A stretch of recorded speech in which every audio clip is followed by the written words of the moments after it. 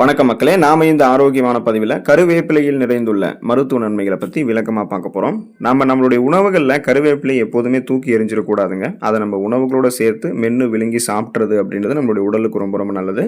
நம்ம தினமும் காலையில் 2 கருவேப்பிலை இலைகளை வெறும் வயிற்றில் மென்று கூட சாப்பிட்லாம். கருவேப்பிலை சமைத்து எடுத்துக்கொள்ளணும்னா துவையலாக எடுத்துக்கலாம். கருவேப்பிலை சட்னி மாதிரி நீங்கள் வச்சு எடுத்துக்கிங்களே, அதுதான் அது ஸோ நீங்கள் அடிக்கடி சாம்பாரில் நீங்கள் எதாவது செஞ்சீங்கன்னா உணவுகளில் பயன்படுத்தலாம். கருவேப்பிலை பொடியாகவோ மோர் கரைசலில் கருவேப்பிலை ஜூஸ் மாதிரி கலந்து குடிக்கிறது கூட உங்களுக்கு சிறந்த நன்மைகளை கொடுக்கும். ஸோ தொடர்ந்து கருவேப்பிலை உணவுகளை எடுத்துக்கொள்ளணும். அதை நீங்கள் எடுத்துக்கிட்டீங்கன்னா கிடைக்கக்கூடிய மருத்துவ நன்மைகள், அதற்கு காரணமாக இருக்கக்கூடிய ஊட்டச்சத்துக்களை விளக்கமாக பார்ப்போம். அதை பற்றி பார்க்குறதுக்கு முன்னாடி இந்த வீடியோக்கு மட்டும் ஒரு லைக் கொடுத்துட்டு இந்த தகவலை உங்களுக்கு தெரிஞ்சவங்களுக்கும் ஷேர் பண்ணிவிடுங்க. ஏன்னா இது அவங்களுக்கும் பயனுள்ளதாக இருக்கக்கூடிய ஒரு ஆரோக்கியமான பதிவு தாங்க.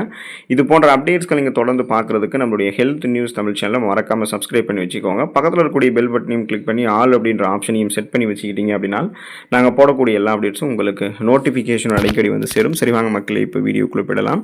செரிமானம் மற்றும் வயிற்று ஆரோக்கியம் மேம்படுவதற்கு நம்ம கருவேப்பிலை எடுத்துக்கொள்ளலாங்க. கருவேப்பிலை செரிமான நொதிகளை தூண்டி அந்த என்சைம்ஸை உங்களுக்கு தூண்டி ஜீரண சக்தியை அதிகரிக்க செய்யுது. இதனால் அந்த வயிற்றுப்போக்கு மற்றும் சீதபேதி எல்லாம் உங்களுக்கு இருக்காது.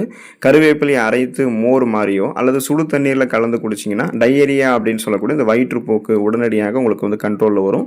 செரிமான கோளாறுகள் ஏதாவது இருக்குன்னா அதையுமே நீங்கள் கருவேப்பிலை எடுத்துக்கொள்ளும் சரி பண்ணிக்கலாம். ஃபார் எக்ஸாம்பிள், இந்த வாயு தொல்லை, நெஞ்சு எரிச்சல் மற்றும் அஜீரணம் எல்லாம் இருக்குன்னா அதை குணப்படுத்துறதுக்கு கருவேப்பிலை பெரிதும் உங்களுக்கு உதவி பண்ணும். கான்ஸ்டிபேஷன் அப்படின்னு சொல்லக்கூடிய அந்த மலச்சிக்கல் பிரச்சனையை உங்களுக்கு சரி பண்ணிடும். அது கருவேப்பிலை உங்களுக்கு சிறந்த மலமிளக்கியாக செயல்பட்டு மலச்சிக்கலை சரி பண்ணிட்டு குடல் இயக்கத்தை எப்போதுமே உங்களுக்கு சீராக வைத்து ஒட்டுமொத்த செரிமான மண்டலத்தினுடைய ஆரோக்கியத்தையுமே மேம்படுத்தும். தலைமுடி வளர்ச்சி ஆரோக்கியமாக இருக்கிறதுக்கு, இளநரையெல்லாம் வராமல் முன்னாடியே தடுக்கிறதுக்கு நீங்கள் கருவேப்பிலை எடுத்துக்கொள்ளலாங்க.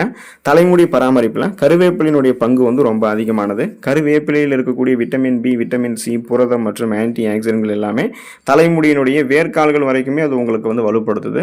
இப்போ பார்த்தீங்கன்னா நீங்கள் கருவேப்பிலை எடுத்துக்கொள்ளும் போது அந்த இளநரையை தடுத்து கொள்ளலாம். கருவேப்பிலை இலையை தேங்காய் எண்ணெயில் போட்டு நீங்கள் காய்ச்சி அந்த எண்ணெயை நீங்கள் தலைக்கு தடவி வந்தீங்கன்னா தலைமுடி அடர்த்தியாக கருகருவென்று வளர ஆரம்பிக்கும்.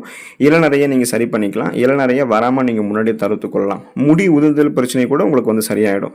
உங்களுடைய முடியினுடைய வேர்க்கால்கள் வரைக்கும் தேவையான ஊட்டச்சத்தை அளித்து முடி உதிர்வை குறைக்கிறதுக்கு வெந்தயம், அதே போல் பார்த்தீங்கன்னா உங்களுக்கு இந்த நீங்கள் தேங்காய் எண்ணெயில் கலந்து பயன்படுத்தக்கூடிய இந்த கருவேப்பிலை இதெல்லாமே உங்களுக்கு உதவிகரமாக தான் இருக்கும். ஸோ தொடர்ந்து நீங்கள் கருவேப்பிலை உணவுகள் எடுத்துக்கொண்டாலும் அரைத்து தலையில் பூசினாலுமே அடர்த்தியாக வளரக்கூடிய கருகருவென்று வளரக்கூடிய கூந்தல் அமைப்பு கிடைக்கும். பேன், பொடுகு தொல்லை, அதே போல் முடி கொட்டுறது, இளநரை, பித்தநரை எதுவுமே உங்களுக்கு இருக்காது. நீரிழிவு பிரச்சனைகள் விடுபடுவதற்கு, அதாவது பிளட் சுகர் லெவலை கண்ட்ரோல் பண்ணுறதுக்கு நீங்கள் கருவேப்பிலை எடுத்துக்கொள்ளலாங்க. சர்க்கரை நோயாளிகளுக்கெல்லாம் கருவேப்பிலை ஒரு சிறந்த இயற்கை மருந்தாக இருக்கு.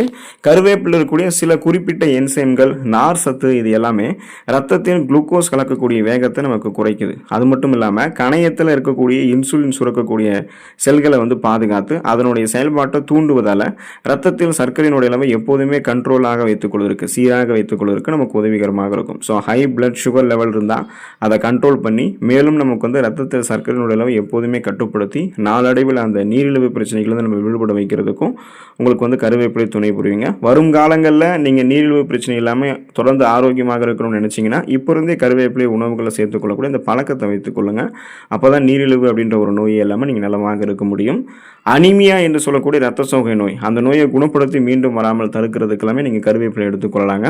காரணம் என்ன அப்படின்னா, கருவேப்பிலைனா அயன் அப்படின்னு சொல்லக்கூடிய இரும்பு சத்து, அஸ்கார்பிக் அமிலம், அதாவது விட்டமின் சி எல்லாமே உங்களுக்கு இருக்குங்க. கருவேப்பிலையில் இரும்பு சத்து பார்த்தீங்கன்னா வளமான நிறைந்திருக்குங்க. விட்டமின் சியும் நமக்கு நிறைந்திருக்கு. ஸோ அந்த இரும்பு சத்து ரத்த சிகப்பணுக்களுடைய உற்பத்தியை அதிகரிக்கக்கூடிய அதே வேளையில் விட்டமின் சி என்ன பண்ணும் அப்படின்னா அந்த இரும்பு சத்தை உடல் எளிதில் உறிஞ்சுவதற்கு, அப்சார்ப்ஷன் பண்ணுறதுக்கு வழி பண்ணும். இதனால் காலையில் நீங்கள் வெறும் வயிற்றில் சில கருவேப்பிலை இலைகளை மென்று சாப்பிட்டு வரும்போதே ரத்த சோகை உங்களுக்கு குணமாயிடும். ரத்த சிகப்பணுக்கள் அதிகரிக்கப்பட்டு ரத்த புரதமான ஹீமோகுளோபினுடைய எண்ணிக்கையும் அதிகரிக்கப்படும்.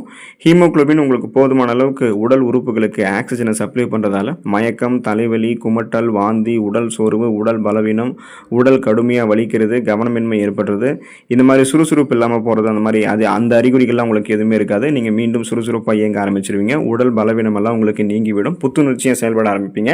ரத்த ஓட்டமும் உங்களுக்கு சீரான அளவில் இருக்கும். ரத்தத்தில் சரியான அளவில் அந்த அணுக்களும் முறையான அளவில் உங்களுக்கு வந்து இருக்க ஆரம்பிக்குங்க.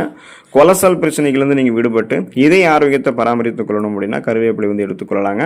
அதுக்கான காரணம் என்ன அப்படின்னா, கருவேப்பிலையில் இருக்கக்கூடிய ஆன்டி ஆக்சிடென்ட்கள் உடலில் இருக்கக்கூடிய இரத்த நாளங்களில் கெட்ட கொழுப்புகளை வந்து குறைத்து, அதாவது எல்டிஎல் அப்படின்னு சொல்லக்கூடிய கெட்ட கொழுப்பு குறைத்து கெட்ட கொழுப்புகளை படியாமலும் பராமரிக்கும். நல்ல கொழுப்பு அப்படின்னு சொல்லக்கூடிய ஹெச்டிஎல்லோடைய அளவை அதிகரிக்க செய்யும். ஸோ அந்த நல்ல கொழுப்பு தான் இதயம் நமக்கு ஆரோக்கியமாக இருக்கிறதுக்கு வேணும். கெட்ட கொழுப்பு தேவை கிடையாது. அப்போது நமக்கு தமனிகளில் கொழுப்பு படிவதை கருவேப்பிலை தடுத்து இரத்த ஓட்டத்தை சீராக்குது.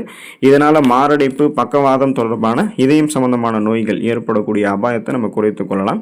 ஸோ இதனால் இதய ஆரோக்கியம் அப்படின்னு சொல்லக்கூடியது உங்களுக்கு பன்மடங்கு எப்போதுமே பலமாக தான் இருக்கும். இப்போ இதயம் தொடர்பான பிரச்சனைகள் ஏற்படக்கூடிய அந்த அபாயத்திலிருந்து நீங்கள் விடுபட்டு கொள்ளலாம்.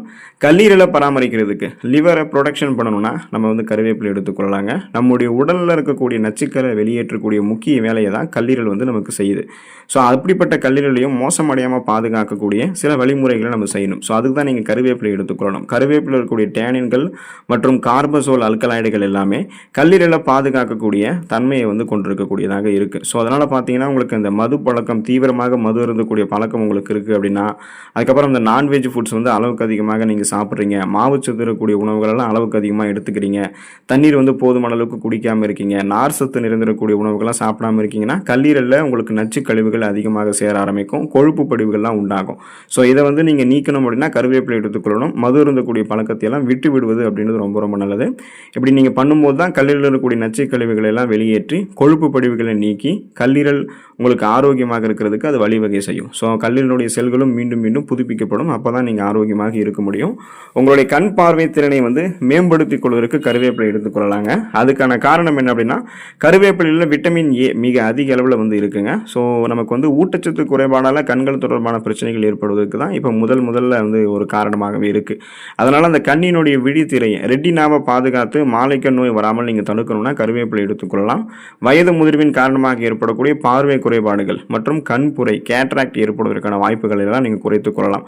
போதுமான அளவுக்கு கண் பார்வைக்கு அந்த கூர்மையான ஊட்டச்சத்துக்கள் நம்ம வழங்கும் போது கண் பார்வை கூர்மையாக தான் இருக்கும். கண்கள் தொடர்பான பிரச்சனைகள் எதுவாக இருந்தாலுமே அதை குணப்படுத்தி மீண்டும் வராமல் தடுத்துக் கொள்ளலாம். அதுக்காக தான் கருவேப்பிலை எடுத்துக்கொண்டு கண் பார்வைக்கு வேண்டிய ஊட்டச்சத்துக்களை நம்ம வந்து கொடுத்து கொண்டே இருக்கணும்.